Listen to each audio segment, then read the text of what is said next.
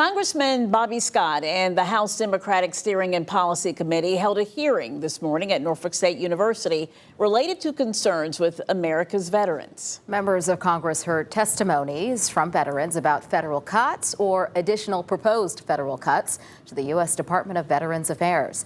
Shane Fordham joins us in the studio after listening in on today's meeting. Shane. Well, Congressman Bobby Scott and representatives addressed concerns about the Trump administration's cuts to the VA, which are described as devastating to the quality of life for veterans and their families. This system is failing us. Lawmakers at this hearing on Tuesday argued that existing and proposed cuts to the VA limit the federal department's ability to provide military veterans with what they rightfully deserve in health care and benefits. They're taking away veterans' health care.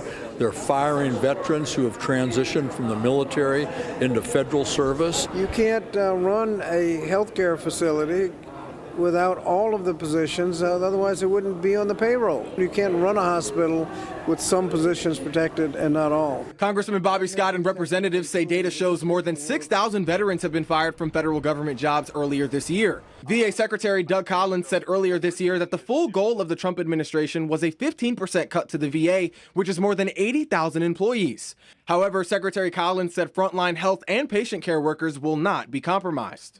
When you fire people at the VA, that's going to be less health care provided. It's going to be longer wait lists and fewer services available. Virginia State Delegate and Navy veteran Jackie Glass says these proposed cuts are still a threat to the rightful compensation and care for vets. This administration has dropped the ball. They have threatened the mental health and well-being of veterans and their families by intentional destabilization and a stunning lack of accountability. It's demoralizing, it is harmful, it's harmful to veterans, it's harmful to our communities, and it's harmful to families of veterans.